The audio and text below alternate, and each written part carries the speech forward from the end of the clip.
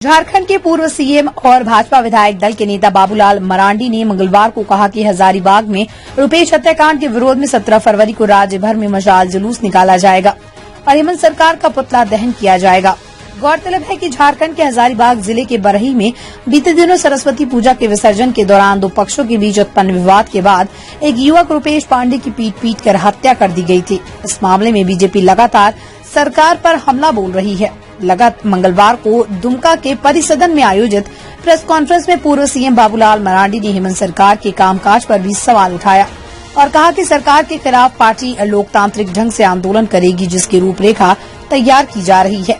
रुपेश हत्याकांड पर बाबूलाल मरांडी ने कहा कि मामले में अपराधियों एवं दोषियों को सरकार जानबूझकर बचा रही है और अपराधियों की गिरफ्तारी की मांग कर रहे 87 लोगों पर झूठा एफआईआर दर्ज कर दिया गया।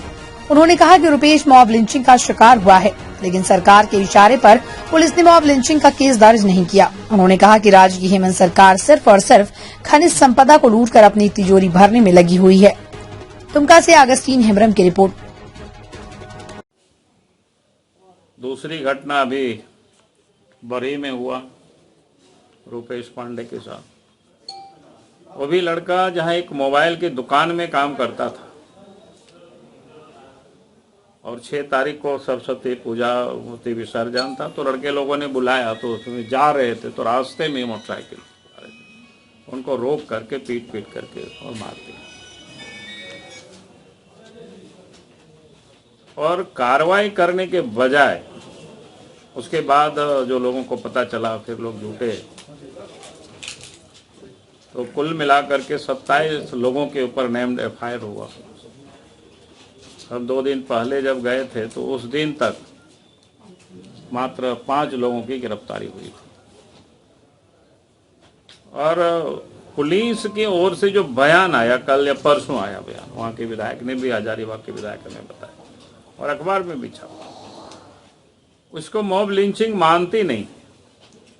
उन्होंने कहा कि भाई 6 लोगों ने मिलकर के लड़का को मारा, जबकि मॉब लिंचिंग की जो बिल जो पारित किया है विधानसभा से, उसमें लिखा हुआ है कि 2 से अधिक लोग, ऐसे भी आईपीसी में 5 से अधिक जहां भी लोग शामिल होते हैं उसको मॉब माना जाता है। आप सब लोग देखते होंगे जब 144 लगता है तो सरकार प्रचार करती है भाई 5 से अधिक लोग, कहीं भी लोग इकट्ठे नहीं। एसपी कहते हैं कि भाई 5-6 लोगों ने मिल के मारा, और इसके बाद मॉब लिंचिंग के तहत एफआईआर दर्ज नहीं होना। और 2-3 दिन तो पूरा 4 जिला में, चतरा, हजारीबाग, कोडरमा, गिरिडीह, इंटरनेट को ही बंद कर दिया था। हम परसों गिरिडीह में थे तो वहां 144 लगा दिया था पूरे जिला में, ताकि कोई आंदोलन लोग नहीं करे। तो ये समझ सकते हो राज्य की हालत क्या है, किस प्रकार से हालत बिगड़ी इस प्रदेश के अंदर में। और उल्टे अपराधियों को पकड़ने के बजाय 87 लोगों के ऊपर, जो लोग अपराधी को पकड़ने के लिए जो आंदोलन कर रहे थे, उन लोगों के ऊपर पुलिस ने केस कर दिया।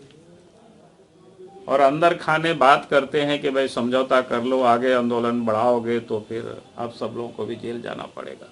यानी एक प्रकार से धमकी और थ्रेट दे दी। तो राज्य की जो हमने कहा कि कानून व्यवस्था इतनी बद से बदतर हुई।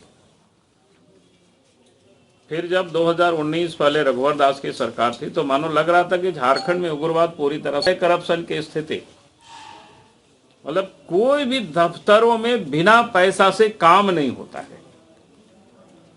लूट चारों तरफ मचाई हुई है। और आश्चर्य तो यह है कि सरकार के संरक्षण में लूट हो रही है, चाहे कोयला हो, चाहे बालू हो, चाहे पत्थर हो, चाहे लोहा हो, यहां तक कि जमीनों की भी लूट हो रही है।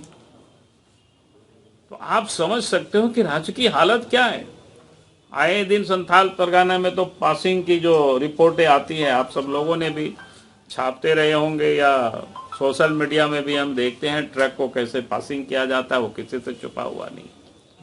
तो ये राज्य की ये हालत है।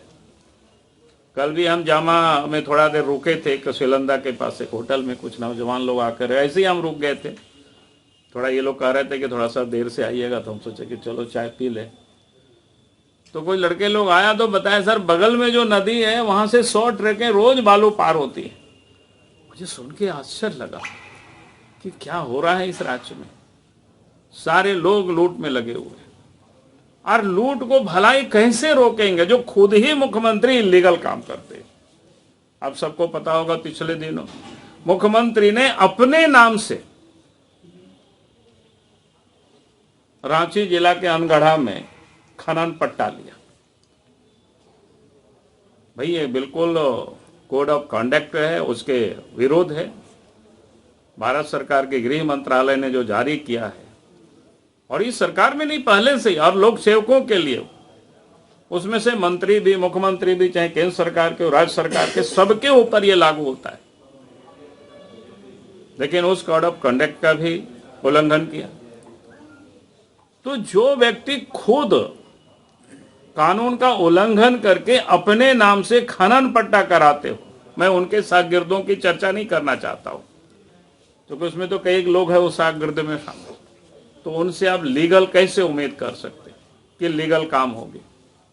दूसरा, आपको ये पाकुड़ में ही कोई ग्रैंड माइनिंग, उसके डायरेक्टर कौन है ये सबको पता है।